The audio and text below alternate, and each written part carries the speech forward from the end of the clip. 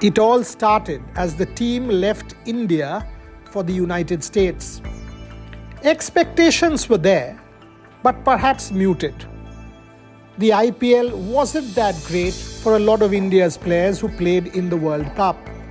Rohit Sharma, Hardik Pandya, two of the notable players who did not have a great IPL. Some of us thought that maybe this team was not good enough to win the World Cup, especially in a format where Australia, England, South Africa have played some fantastic cricket. We wanted to be proved wrong, and thankfully we were. As the team went to New York, a new journey started. Cricket in the United States and mainstream at the Nassau County Cricket Ground. In Long Island, cricket was an alien sport. Security was too much. The pitch wasn't up to the mark.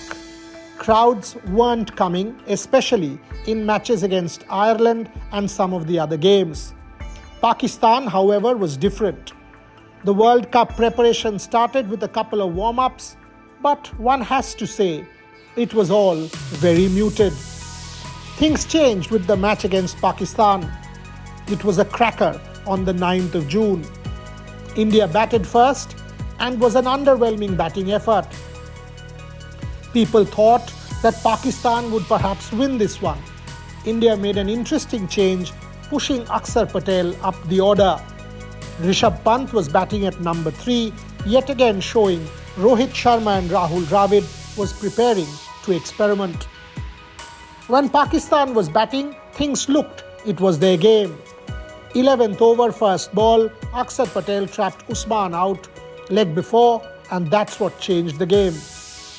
But it was that man, Jasprit Bumrah, the magician with the ball. He got Mohammad Rizwan and the gates opened. India pushed and Pakistan caved in. Another memorable win against Pakistan in the World Cup, and the journey had started in earnest. Florida was a bit of a washout and a dampener. Everybody questioned that in the hurricane season, why did you not cover the full ground? There was no rain, 4 hours of no rain in fact, but the outfield was wet, which resulted in the cancellation of that particular encounter. India went to the West Indies, still not fully cooked. The team still did not look the part. And in the West Indies, it wasn't going to be easy. As resurgent Afghanistan, of course the world's best Australia, and thereafter the knockout games, not to forget Bangladesh. Against Afghanistan, India started putting it together. Easy win, once again Jasprit Bumrah making a telling comment.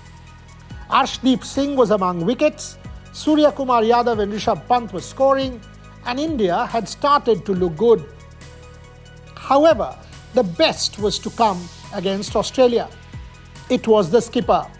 An innings of a lifetime from captain Rohit Sharma, a 90 of 40 balls, an innings comparable to Sachin Tendulkar's century and 98. Rohit Sharma and Virat Kohli, the two champions. Rohit actually played very similar to Virat Kohli's innings against Pakistan at the MCG. It was this innings from the skipper that defined the campaign. Surya Kumar Yadav chipped in, and then with the ball, India was stellar. Australia was vanquished thanks to a fantastic catch from Akshar Patel, taking Mitchell Marsh out, and then Kuldeep Yadav bowling Glenn Maxwell. India was in business. Rohit was in business. Bangladesh were a pushover. India just mauled them, making their way to the semi-final, having topped the group. England stood next. The team that had taken us out in Adelaide in the 2022 World Cup. It was redemption time. With rain looming there, India had to be at their best in Guyana. And once again, with Virat out early, it was Rohit Sharma who had to do the job. The captain was on song.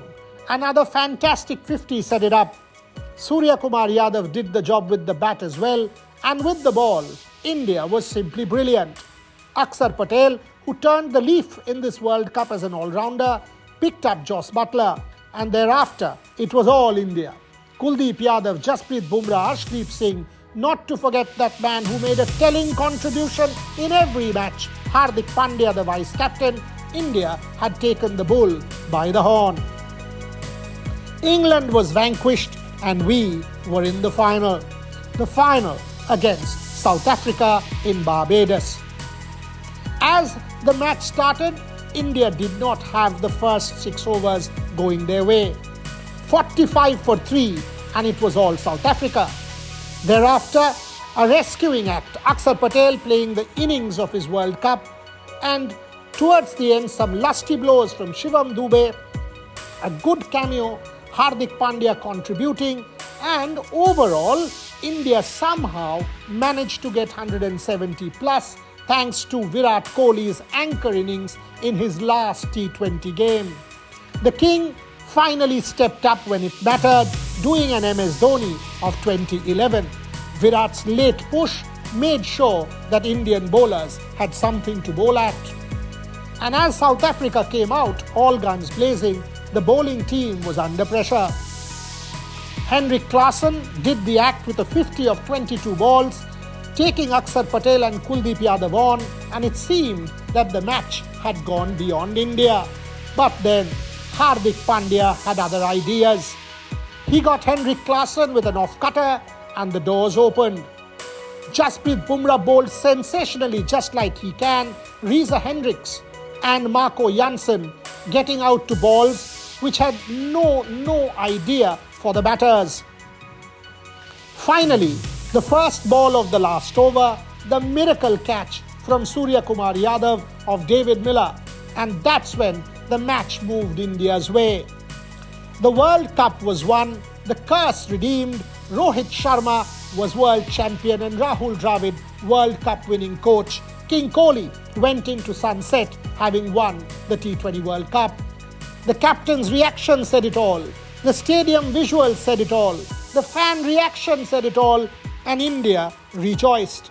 All of India celebrated the night. Unfortunately, however, the players couldn't come back. Hurricane Beryl hit Barbados, stranding the players and the media. As the hurricane ravaged the Caribbean, the BCCI stepped up thanks to Secretary Jai Shah.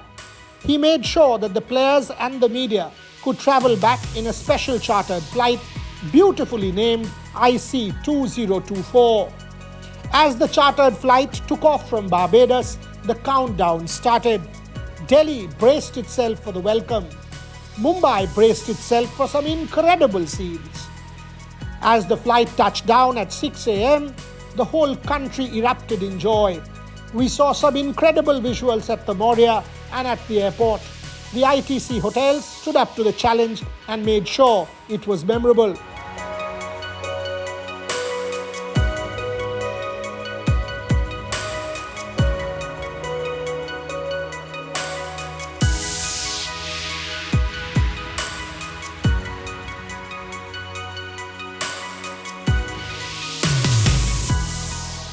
The Honorable Prime Minister met the people who all made this possible.